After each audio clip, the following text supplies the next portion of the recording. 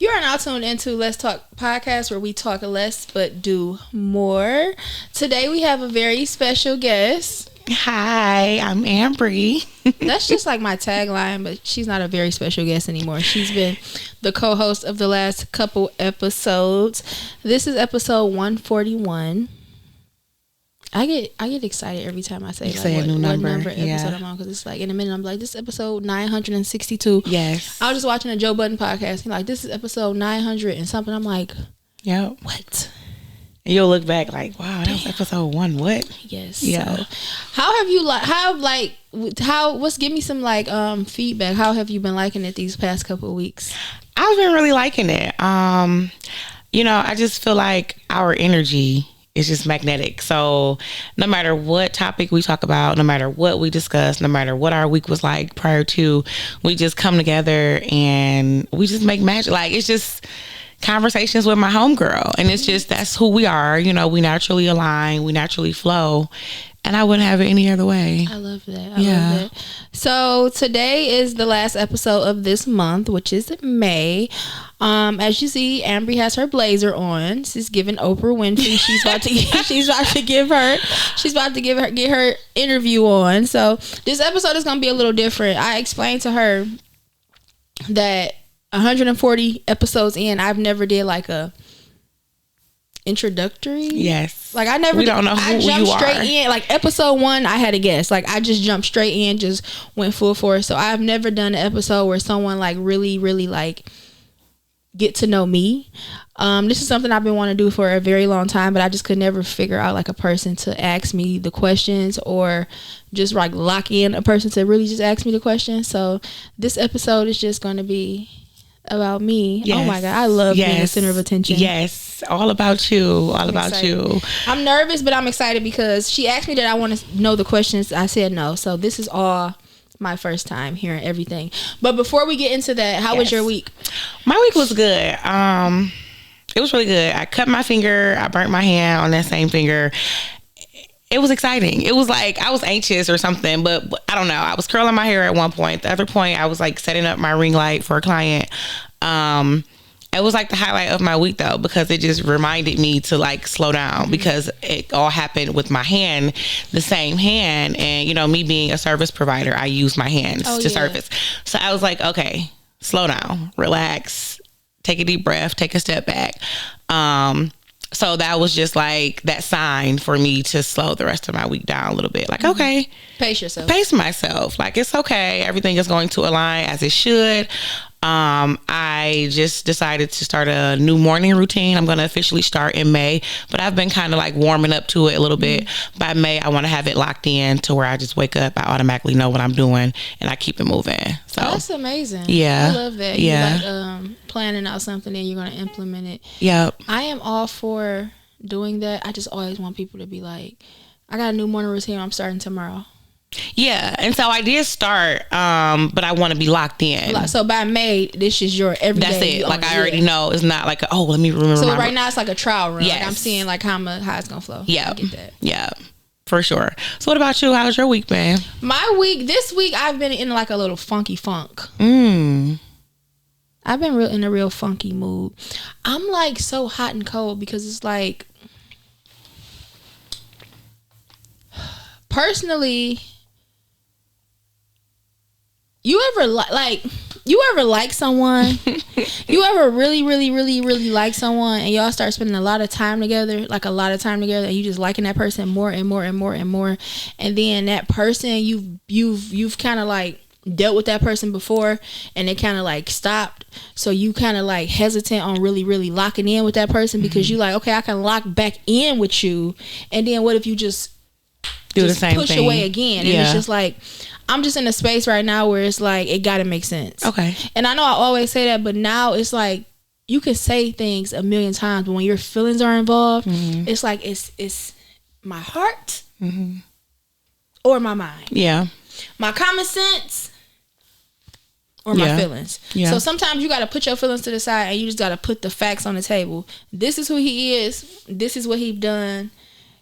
Like, what kind of person are you dealing with? So, yesterday I was just really thinking all last night all week really, I was just been thinking like, is it worth it? Because sometimes you go into situations and it's risky because you really just like taking a chance. Yeah. So it's like, is it worth it? Because it's a possibility that it could not work out.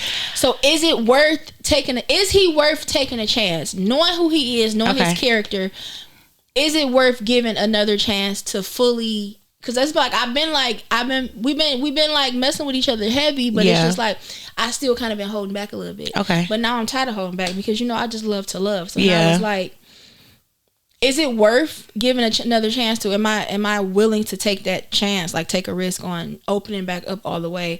So today I was just thinking about it all last night and this morning. Today I was just like, I think I'm just gonna chance it and just. Okay, because I'm a chances make champions type of girl. So I'm really biased. I'm the wrong person to ask. I will rip the Band-Aid off and jump right back in.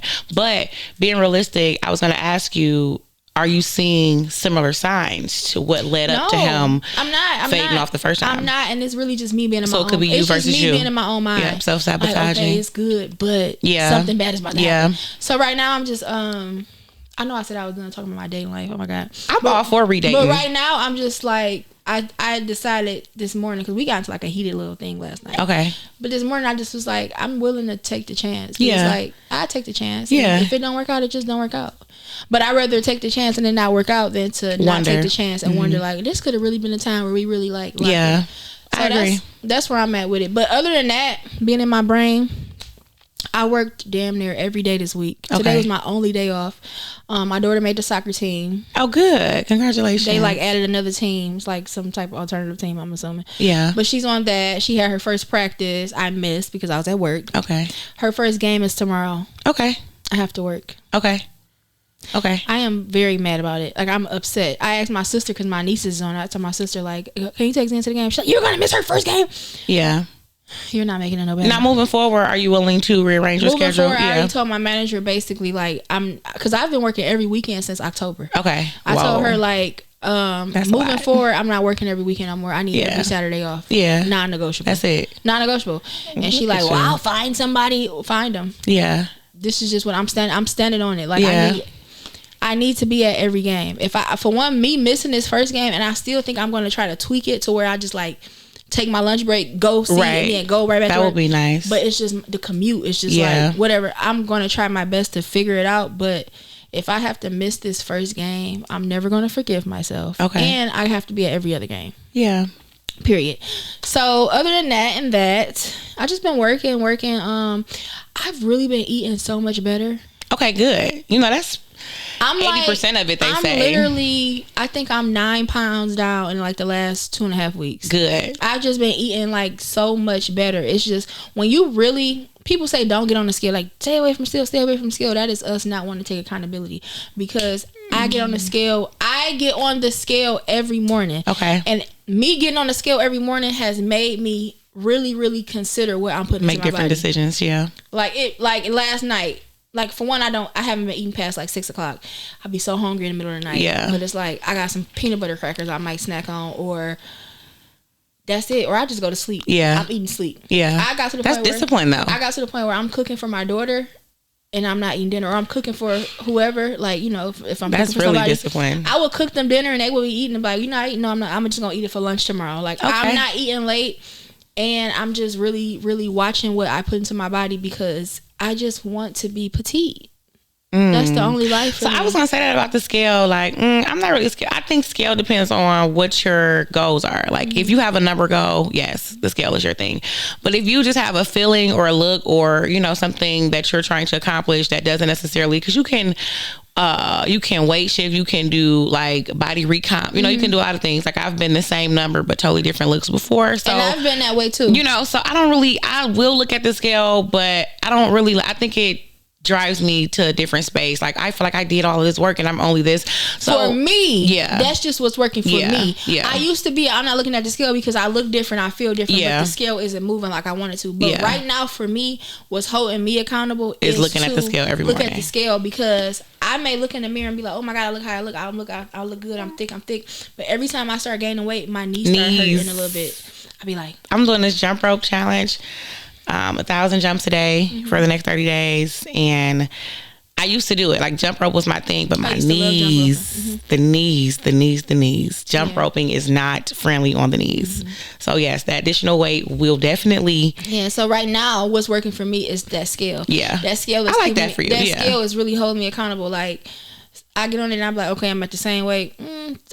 If I weigh more than I did the day before, and I know they be like, it's so many things that can go into that. That's what worked for y'all. But what's working for me is looking at that scale, and I don't want to see that number going up. I don't care. Good. Well, yeah, that's the way to hold yourself accountable. Like you said, it works for you, and that's the thing. It's just we're so different and complex that we really can't go by like, oh, so and so did this regimen that. So I like that for you. Yeah. So I just say what worked for me. So all in all, wrapping it all up. All in all, I had a decent week. I had a decent week. Good.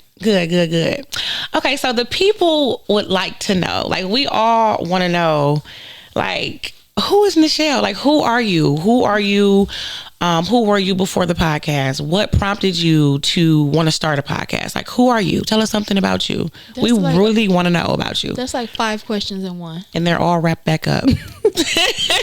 I am a mother. Okay. A creative. I'm finishing up nursing school. I'm a sister. I'm an aunt. I'm a lover. I'm a fighter. Yep. I'm so many different things. Okay.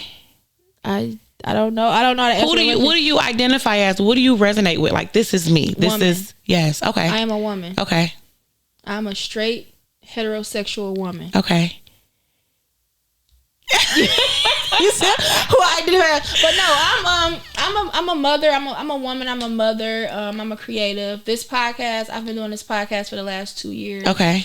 I have the podcast. Basically, the podcast for me is like my virtual like diary. Like this is therapy for me. Okay. Like, when I sit on this couch, and I know it's me. Most of the time, it's me like leading, and it's me like interviewing or whatever, but this is like therapy for me. So if I take a space, like I notice when I take breaks and I'm not recording, that's when I feel like my heaviest, because it's just like I'm not able to like express. This podcast is how I express myself. That's why now I'm kind of like trying to like keep a little of my life more private and more personal. Okay. But at the same time, it's hard for me because this is how I express myself. This is like I can't think of the word, like how I get things out. Like this is my release. Like this is what I love to do. Okay. I love podcasting. I always knew I would do something in some form of writing or talking. Since I was a little child, I love to write. I love to read. I could talk in front of a million people and not be nervous. Like this is just what I love to do. Okay. So in addition, I heard you say that this is therapy for you. In addition to that, do you have a target audience? Like, are you looking to also motivate and inspire other people, or? That's literally been my, and this is probably gonna be one of your questions. That's been my hardest struggle with podcasting. Okay. Getting like a niche, like a target audience. And I feel like up until now, I was like, oh, I'm lifestyle. We talk about everything. I have men, I have women, we talk about everything. That's how I've been this whole time. 140 episodes in, I've always been lifestyle. We talk about all things life. But going into season 3, which will start my first episode of April, my first episode of May, going into season 3, my niche, my target audience is women between the ages of like 29, 40, 45-ish. Middle-aged women who just feel stuck, or who just feel like they're not living in their purpose, or they're not living the life they want or aspire to live. We just gonna get it together. That's my target audience. Women that want to live a better life and just don't know where to start. Okay. So speaking of purpose, what do you feel like your purpose is? To teach. Okay. By experience. Okay. And lead by example. Okay. Which does, of course, require some level of vulnerability. Mm-hmm. So like you said, sometimes you feel like you overshare, but that's what it is. Yeah. Mm-hmm. That's what you have to do. That's part of the game. That's if me oversharing can inspire you or touch you, is going to inspire, teach. Yep. My purpose of telling certain things that I've been through, a lot of people are like, I can't believe you said that. I can't believe that. My purpose of doing this is so that either one, you don't have to go through it, because you like, oh, I remember when she said this, when she did it this way, this what happened. So maybe I'm gonna try to do it that way. Either that happened, or oh my gosh, she went through that too. Yeah. I know I could. We relate. I could come from it, or it don't have to keep me down. I know I can be better because look what she's doing, and she went through the same exact thing that I went through. So what exactly do you want women to hear women to feel when they hear your voice? Like, when I talk and people listen, I want women to know that no matter what you went through, no matter who you feel is not supporting you, no matter how many times you failed or how unsure you feel about something, it's never too late. I had a lot of my friends and family had their kids when they were in their teens or their early 20s. I had my daughter when I was 29. Like, it's never too late to do anything. It's never too late. You can wake up, you could feel like you're living in your purpose right now, and you have everything planned out, and you're comfortable. And then you can wake up tomorrow and say, I want to start driving trucks. Yeah. Go to trucking school. Sure. Do it. The sky is the limit. It's no cap on what you can do. Like, and this is gonna sound so cliche, but if you can think it, you can do it. That is not cliche. Yeah, if you can think it, you can do it. Yeah. Period. Yeah. So that's what I want women to feel when they hear me talk. It's never too late. Anything that you want to do, anything that you want to have, whatever type of woman you want to be, you can be that. And every single day you wake up, you can be a different person if you want to be. So with you, using your voice to inspire, to reach, if you could, because I know we all wish we had a time machine, if you could give advice to your younger self, what would you say? What would you tell her? If I could give advice, oh my God, this is crazy. I said get deep. I didn't say get this deep. Come on. If I could give advice to my younger self, I would say that they are all jealous of you. Flat out. Flat out. If I could give advice to you are not tripping. If I could give advice to my younger self, Not I would say you are enough. Yes. Oh. You are enough. You are beautiful. You deserve everything good that happened to you. And they are jealous. Okay. And be patient. Wow. Be patient. Wow. I really love that. So that was your younger self, and then we have now. So what season of your life do you feel like you're in right now? I'm in the season of letting things flow. As opposed to what? As opposed to always wanting to know what's going on right now. Like, even in my personal love life, I'd be like, so what are we doing? Yeah. So what are your intentions? What are we doing? And I just feel like, and as much as people say ask that question, I feel like that's a question you don't even have to ask, because a person is going to show you exactly what they want, exactly who they are, exactly what it's going to be. You just got to pay attention. So right now I'm in my season of letting things flow. And even when good stuff is happening, just all these things, it's instead of questioning it, oh, this person is doing this for me, or this person is buying this or doing this, something about to happen or something. I always self-sabotage. All this good stuff is happening, something bad is about to happen. Okay. I'm not doing that no more. All this good stuff happening, keep on. I'm deserving. Yeah. I'm deserving. What do you feel like got you to this point that you feel like, you know what, I'm going to start letting things flow. I'm no longer going to try to control things. I'm just going to let them flow. Because I feel like, I'm not going to say it can't get no worse than it has already been, but because it can always get worse. Yeah. But I just feel like thinking like that gets you nowhere. Thinking you don't deserve something is just it's putting into the universe you don't deserve it, so you're not going to have it. Thinking you're not worthy of a certain person or a certain thing, it'll put into the universe, oh, I'm not worthy of this, so I'm never going to get it. I just really been in a thing where this is what I want. This is how I want my life to look. This is how I want to live. So I'm already going to be in those spaces to do these things. And I'm not going to speak nothing bad on myself because I don't want that. Even when people call me oh, I need this. I'm so broke. I'll be like, oh, I don't even say that. I used to be I'm poor. My aunt was you better not let that leave. Yes. No. I did not understand how powerful words are. It's even some things that I want. For myself, I used to think I'll never be able to get that. Now I'll be I can't wait till I get X, Y, and Z. Yeah, because I just don't have it right now, but I will get it. Because I'm going to get this. And one thing about me, I do everything I say I'm going to do. Yeah. It may take a minute, but everything I say I'm going to do, I do. Everything I say I'm going to get, I get. So it's just I'm just getting this this unapologetic energy. when did you get here? What prompted you to just say, you know what, I'm unapologetically me. I'm going to express myself. I'm going to be vulnerable. I'm going to open up to the world. I'm going to not care about who's judging me. Because like you said, they're all jealous of you. Okay, so that was your younger self. And, you know, that can create some real life traumas. That can create, you know, some spaces where you don't want to make connections. You don't want to expose and express yourself. You want to go into the shell and just hide, because the more you express about yourself, the more you feel like people have the opportunity to judge you or be jealous of you. So at what point did you get here where you're just like, you know what? This is me. This is what you get.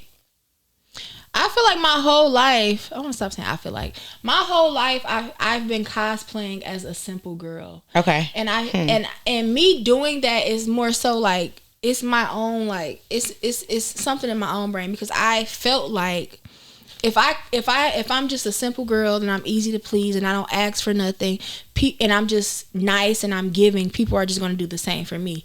And I feel like it probably took 20 years. I'm 35. It probably took 20 years for me to realize, 20 years for me to really realize, no matter how much you try to be simple and not so, what's the word I'm looking for? Not so like rah, like just play that role. Like, I'm simple. I don't really ask for much. I'm done being that, because regardless if I'm nice or if I'm a bitch, you either gonna mess with me or you not. Okay. I could be the nicest, sweetest person to you, and you could still have something going on in your own mind where you still don't fuck with me or you don't like me. So I'm at the point in my life now where I'm just gonna be exactly who I am. Yeah, you either take it or leave it. You either take it or you leave it. This is what I want. I don't care what I wanted. I don't care what I put up with or what I've dealt with or what I took last year, 2 years ago, yesterday. 3 years ago, yesterday. Yesterday I just wanted to have fun. Today I'm strict. Today I want to get married. Today I run a strict program. Yeah, it's real strict. Today I want to get married. Flat out. And if you're not looking to marry me, then I don't want to date you. And you're probably like, wait, what? It's my life. I create my own narrative. I create my own life. So I'm just in a space now where I know exactly what I want and what I don't want. Do you feel like you're at peace? Yes. Okay. So let me ask you this. Being at peace, what do you feel like it cost you? Like, what did you have to let go Everything. of? Ooh. Everything. You can't just give it to me like that. Everything. So you just shifted, you just picked up and switched your life around and said, you know what? I was in a situation last year. And it's crazy how God, like, how things is brought to you, because I've been in relationships and friendships for years and years, and it took so much for me to walk away from, or else to just part ways. I was in a very short situation last year. Like, it was short. It was short. Like, it was so short. You probably like, how did you learn all this out of these couple months? But that situation showed me that you could literally be everything to a person and still not be what that person want. Or you could be everything to a person and just still not be enough for that person, because that's just not who your person is. That's just not who your person is, who is meant for you to be with. So me going through that, I was sad, I was messed up about it or whatever, but it just made me realize, like, just how they was able to just walk away from me, I need to be able to just let stuff go. If it's not for, and I just wasn't for that person, they would just, when they let it go. I need to be able to identify when something is not for me and let it go, whether it's a person, whether it's a relationship, a friendship, family, friends. I'm this close to thinking this about my job. Yeah. I'm so ready to quit my job, but being responsible, it's like, you are responsible, you have a child, take the necessary steps to put yourself in a situation where you can quit your job. But I'm getting to a point where I used to not, like, it's mine, I want it, I don't want to let it go. But I'm finally at a point where this is not for me, and I'm fine with letting it go. We don't even have to argue. We don't have to fight. This isn't for me. It's so many friends, like, in these last few years, I've had friends and I thought we were like forever. Okay. This gonna be my mate around at my wedding. Yeah. And it just wasn't for me no more, and it just let it go. It's been friends, we never even had that conversation or that closure, and they still kind of like write me and stuff sometimes, and I'm like, get the hint, baby.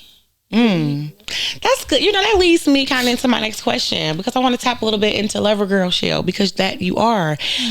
So do you feel like your definition of love has matured, like has changed, like your definition of love then and what you felt like love was versus now? I used to feel like if you love somebody, like, if you love somebody, how can you cheat on them? If you love somebody, how can you hurt them? If you love somebody, how could you? If you love me, you wouldn't do this, and this. But then I got to a point where if you could tell a person don't even love themselves. It's more about them than you. If you could tell a person don't even love their self, how can you expect a person to love you? You may care about me. You may not want nothing bad to happen to me. You may want to see me, Yeah. But that's a fact. If I'm looking at you and I know you and I know you don't even love yourself or your mother or your family, it's no way you can love me. So I took all the response. I don't expect nothing. Like, I'm not coming into something like I expect this person to lay down their life for me, because you don't even have a relationship with your brother. Okay. Like, it's just certain things I look at now, and it's just like, let's be realistic.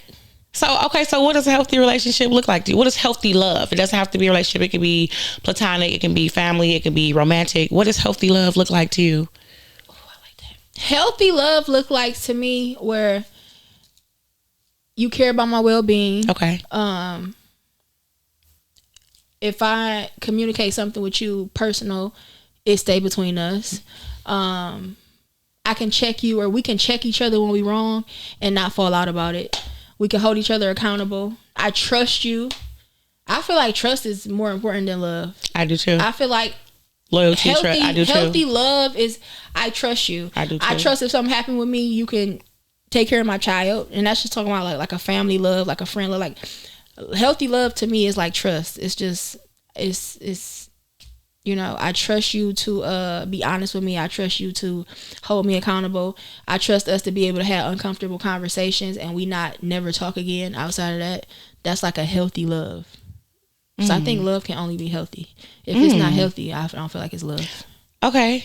So when you encounter these people where you don't feel like they're whole or they've done their own internal work and you tell them I love you and they say I love you too or whatever, do you feel like you care for me, or do you just go ahead and let it flow and say I love you, or like people be in their own, like, people have their own journeys and their own, they be in their own different phases of life. So I'm not about to meet you and I know you in a dark space and you going through something and I may grow to love you and care about you, and then you say, oh, I love you, so I'm gonna say you don't love me because you don't love yourself. Okay. No, I just take it for what it is. You love me based on your capacity. Yeah, you love me. People can only love you from their own capacity. That's what I'm saying. Like, if you think you love me, who am I to tell you don't love me? Because you may honestly feel like you love me. You may have not done the self-work to know that if I don't even love her like myself, how am I going to love and like somebody else?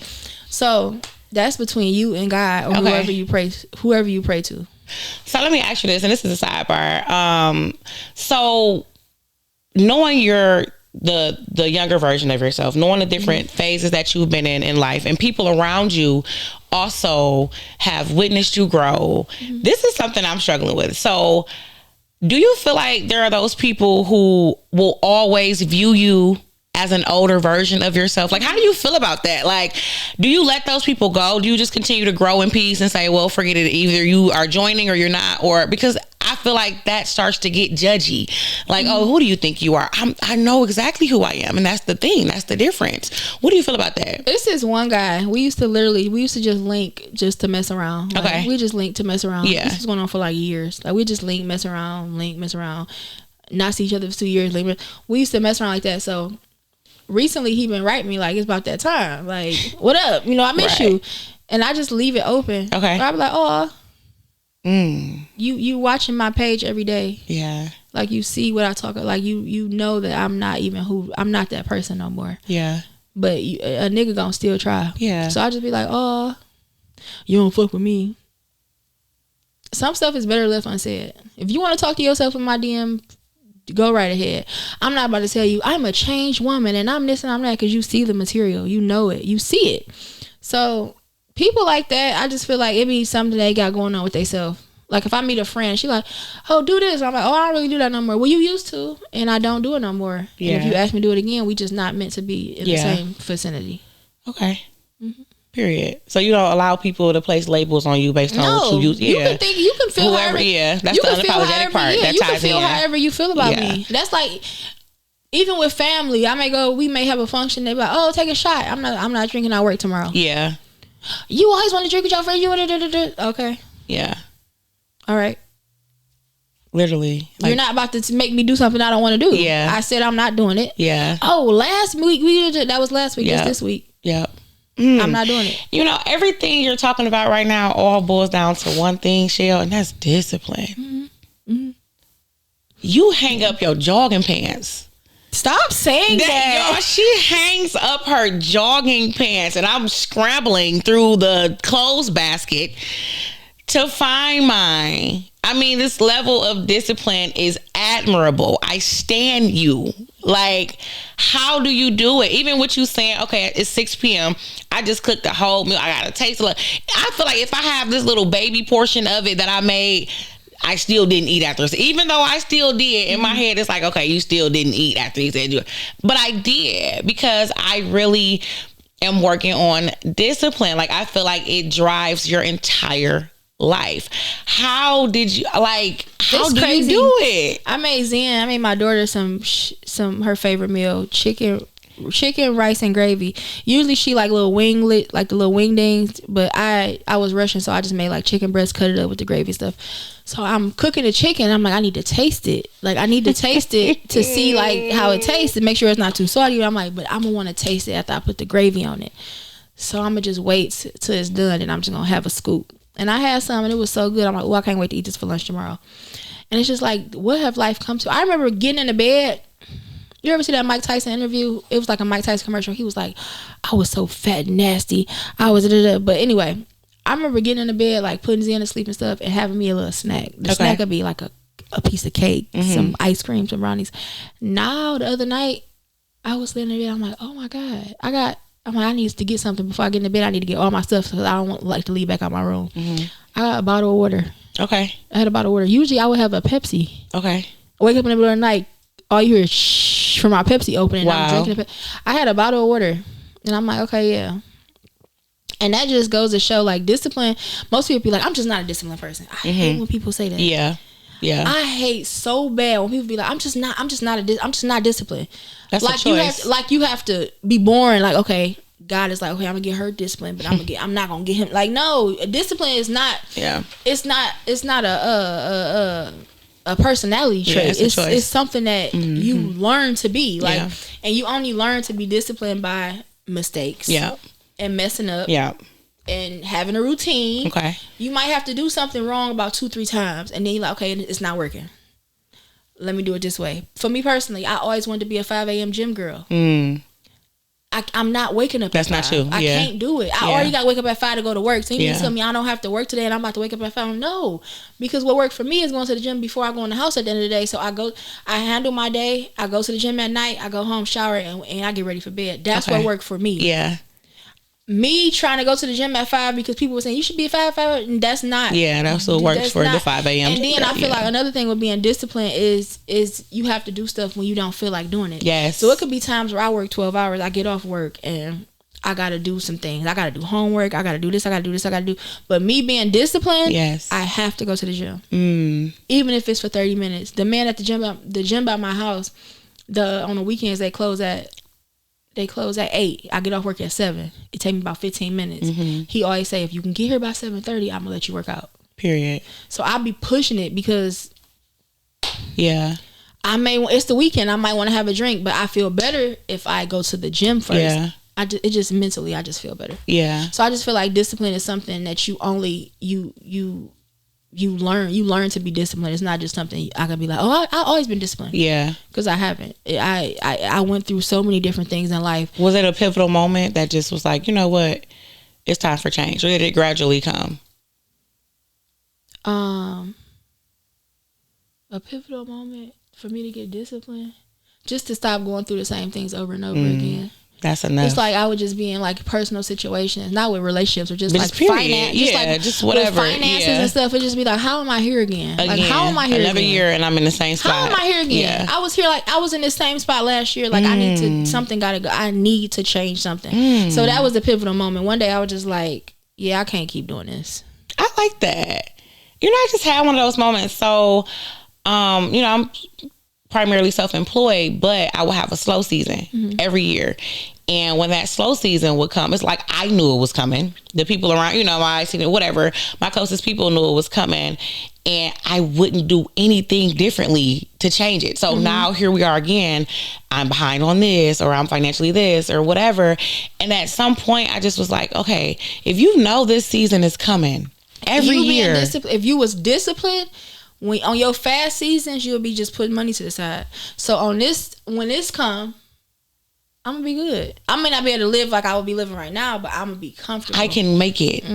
And so that's what I had to do. I had to find ways to increase or supplement my income during those moments, because it's like, oh, I hate going to a job. I hate punching the clock. But once I realized that if I need to supplement during those times, that discipline was gonna drive me to get up every day. Do I still have my pimple back? You do. I'm so mad. I wanted to take it off, but go ahead. You do. Okay. I was supposed to take it off. You do, but no, like that level of, and I had an affirmation the other day that said, discipline drives me, not motivation. And I know that sounds crazy, but the reality of it is like you said, if I get up and I'm motivated to go to the gym, or I'm inspired to go to the gym, or I just saw this post on Instagram where yes, I'm going to go. What about those days where you're not motivated? What about those days where that's where discipline kicks in? That's where the consistency and the discipline kicks in. Not, oh, you know what? I had a bad day today. I'm not going to go to the gym. I deserve to lay in the bed and eat ice cream. No, I deserve to continue with my routine no matter what. And discipline is when you don't feel like doing it. Yes. And you do it anyway. Yes. And it does not require motivation, because motivation can fade. Oh no, people think they need motivation. I don't need motivation. A gym partner or an accountability partner. Yeah, I don't need motivation. My motivation should be, damn, your goals. I gotta scoop to get off the couch. That's the motivation right there. Get your ass off that couch. You shouldn't have to scoot to the edge of the couch to get off. That's the motivation. So this leads me to my last question, because I just feel like you've expressed so much of yourself. And I just love when you're vulnerable. I really do. Okay, so actually, no, I have another question. So being this vulnerable, being this open, being this exposed, what's something that you do to protect your peace? Protect my peace. To protect you from any negative. So if you share an idea, or if you say something out loud, or on your cast or whatever, and you got your naysayers, or you got your people who are negative that's looking and watching and like, ooh, I hope that, or whatever. One thing I want people to know is I only share what I want to. Okay. Like, I'm never about to be like, oh, I don't want to say this. Okay. I'm not in that deep. Okay. That's too deep. That's me in too deep. I'm not going to compromise my peace to I don't even. I only You're gonna choose you first. Yeah, period. I'm first. I only tell what I want you to know. Okay. So if I say something and then somebody else say this, I said it because. Yeah.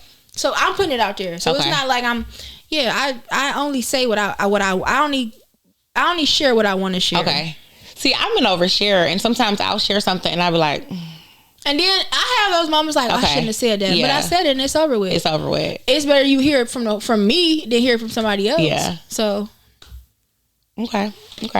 Now this leads me to my next question for real. My last question. I really want to know, what does freedom look like to you? Freedom look like. Freedom. What would you do if you were free? Free from what? Just free, like freedom. What does it look like? Freedom for me looks like, as a black woman, it's so many different things. Like, I feel like freedom for me today was a slow morning. I wake up without setting an alarm. I woke up without my alarm going off. I got my daughter up for school. Gave her a breathing treatment, made her some breakfast, got her dressed, brushed her teeth. We did the mouthwash. We did everything we just at our own pace. Okay. Got her dressed for school, everything. We left out for school. That was freedom for me today versus yesterday. Get up, we late because I got to go to work. Right. So we scrambling. We just all over the place. Okay. She wore some shoes I didn't want her to wear. We was all over the place. Yeah. So freedom for me today was a slow morning. being able to just, I'm giving her breathing. I'm not giving her breathing treatment while I'm pulling her stockings up. I'm giving her breathing treatment. She's sitting on my lap. We rocking. We listening to music. We like, it's just freedom for me today was a slow morning. Freedom for me as a Black woman, I feel like when I think of just overall freedom, it's just that's what make my heart happy.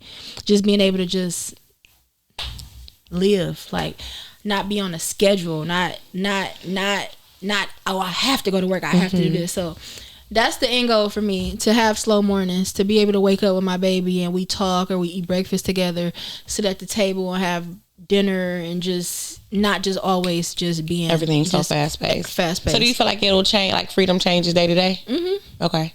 Freedom for me yesterday was knowing my sister got my daughter from school versus her dad getting her and he like, you get off at 7, I expect you here by 7:30. Right. Freedom for me yesterday was my sister getting my daughter from school and they going downtown to the Riverwalk. So when I got off work, I was able to just let my window down and just drive at a slow pace, go downtown, meet them downtown. We sat by the water. My auntie pulled up. That was freedom for me yesterday. So I feel like every day it's like it's a so different it sounds thing. Like it's more so like being able to just go at your own pace and your own flow, no schedules, no alarms.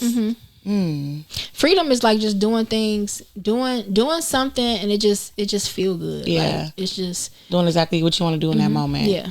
That's what I feel like freedom is. And you know, when I just talked about earlier wanting to creating my morning routine, something that I was advised when I was doing my research was to try to beat alarms. Like, because that's still a part of like a schedule almost. Like to try to wake up naturally and be able to say, okay, once I wake up today, here's my routine, instead of the alarm forcing me up, because that's still kind of like it's not really free. That's like, it's not really free, but still in life, I feel like, just me personally, I feel like to move effectively and efficiently, like in life, and to really get things done, you still need a schedule. Okay. But I want the schedule to be a schedule that you made. Okay. I made this schedule. So I know when I wake up, I want to do this, and this by 10, and I want to do this, versus I wake up, I go to work, and I got to have this done by 12, this done.